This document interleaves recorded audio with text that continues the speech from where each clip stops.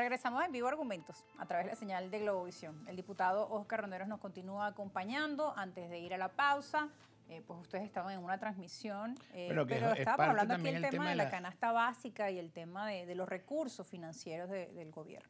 Sí, yo decía que en virtud de la flexibilización de las sanciones, como con la licencia 44 y ahora con la licencia 44A, a pesar de que no hay una licencia general, se está autorizando licencias particulares para cada negocio y que ha habido un incremento importante de los ingresos del Estado venezolano, además que ha habido incremento de la presión tributaria a través del impuesto a las grandes transacciones financieras, que no es a las grandes transacciones financieras, sino a cualquier transacción que hagas en divisa extranjera, porque tú pagas $10 con moneda extranjera, tienes que pagar 0.30 como consecuencia del impuesto. Si pagas $100, tienes que dejar $3 como consecuencia del impuesto a las grandes transacciones financieras. También tenemos ahora este nuevo impuesto fiscal para el financiamiento de las pensiones, que se propuso como tal, pero que no está dedicado a eso, porque no se creó un fondo para la administración de las pensiones, el cual recibiera esos recursos y que de allí saliera el pago de las pensiones de los adultos mayores. ¿Y cómo impacta esto para las empresas? ¿Cómo impacta esto en las empresas, sobre todo en las empresas privadas? ¿O? No, al final es el pago del impuesto lo va a terminar absorbiendo el consumidor final. Porque, por ejemplo, un colegio privado, una universidad privada cuyo gran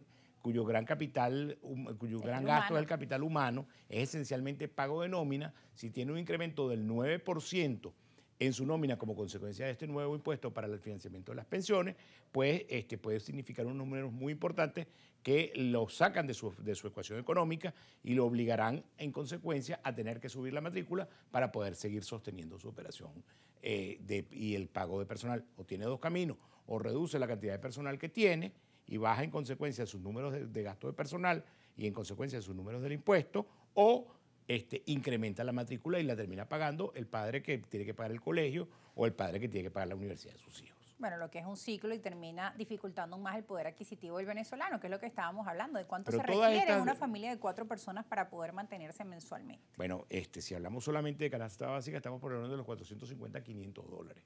Y si hablamos de lo que es la canasta básica, donde se incluyen todo este servicio público, etcétera, estamos hablando de una cosa por el orden de los $1.000 a $1.200. En consecuencia, con un salario de 130 bolívares o de $130, en el mejor de los casos, si fueres funcionario público y tuvieras gozar el bono de guerra, 130 está muy lejos de 450 o 500 y mucho más lejos de 1.000 o 1.200.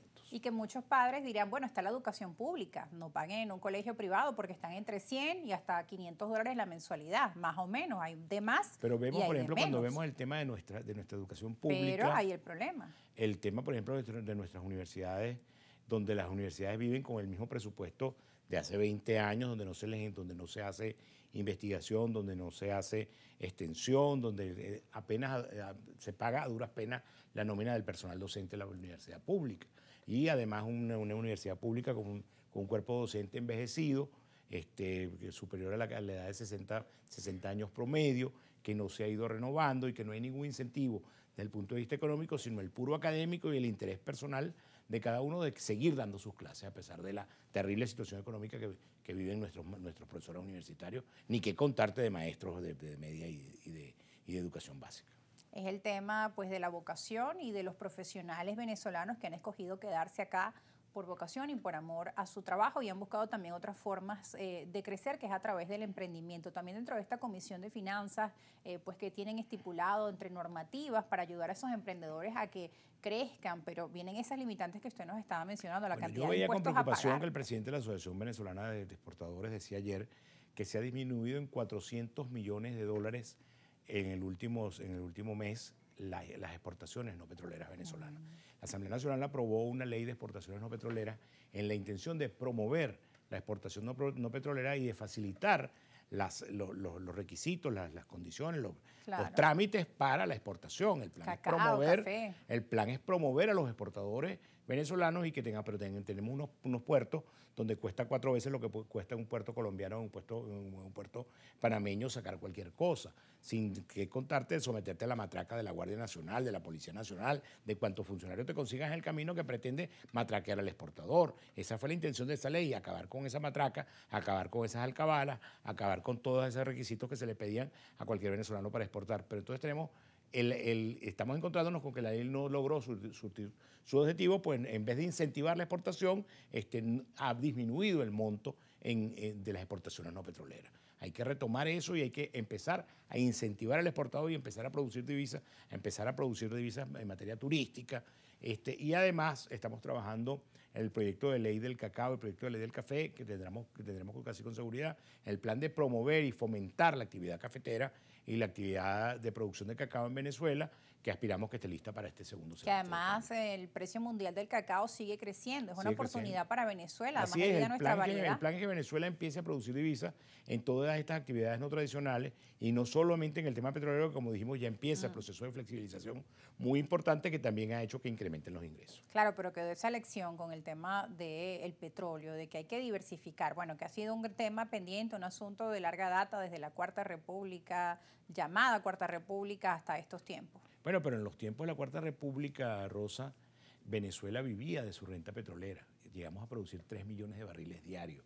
Las decisiones que el presidente Chávez tomó con relación a PDVSA acabaron con PDVSA y bajaron esa producción petrolera al orden de los 300.000 barriles en algún momento. Es decir, pues el tema del pitico votando a los empleados de PDVSA, el tema de poner a PDVSA a vender pollo y a vender papas en las plazas públicas, el Pedeval en las plazas públicas, sin contar el desastre económico y el robo que eso significó en toda esta diversificación. Se distrajo a PDVSA en labores que no le son propias y entonces dejó de dedicarse a la exploración, a la explotación, a la comercialización del petróleo, que es un negocio natural en el que siempre fue exitosa y fue de las empresas líderes del mercado petrolero en el mundo, en tiempos de la democracia civil, en los tiempos de la creación de PDVSA, en los tiempos de la nacionalización del hierro y el petróleo en cabeza de un gobierno de ADEC encabezado por el presidente. Ahora, diputado, ¿qué hace falta para recuperar que a esa Venezuela productora? Que vuelvan los ADECos al poder. Fácil, esa es la solución más sencilla. Y cambia todo. Claro, pero es que nosotros hemos demostrado que nosotros sí sabemos gobernar. Nosotros diseñamos esta Venezuela petrolera posgomecista. Nosotros somos los fundadores de la democracia, nosotros trajimos a Venezuela al siglo XX y estos señores del chavismo nos llevaron otra vez a finales del siglo XIX. Acabaron con PDVSA, estamos produciendo lo mismo que producíamos cuando Cipriano Castro. Casi que nos producen un bloqueo como Cipriano Castro también. Ya nos dejaron sin agua y sin luz. Es decir, aquí hay que armar un proceso total de reconstrucción de Venezuela.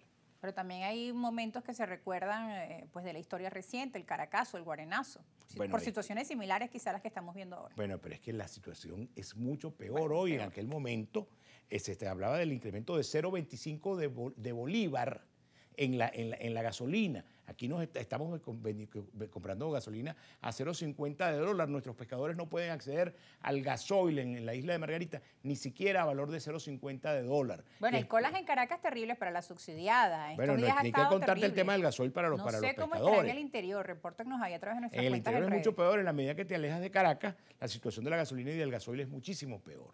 Entonces, bueno, las condiciones que estaban dadas para el tema del golpe de febrero, yo no quiero pensar a justificar cosas, pero creo que las condiciones económicas son mucho peores que aquellas. Bueno, hay historias que han pasado por cada uno de nosotros los venezolanos, los ciudadanos, que nos dejan huellas, historia contemporánea, que es importante también aprender las lecciones del pasado.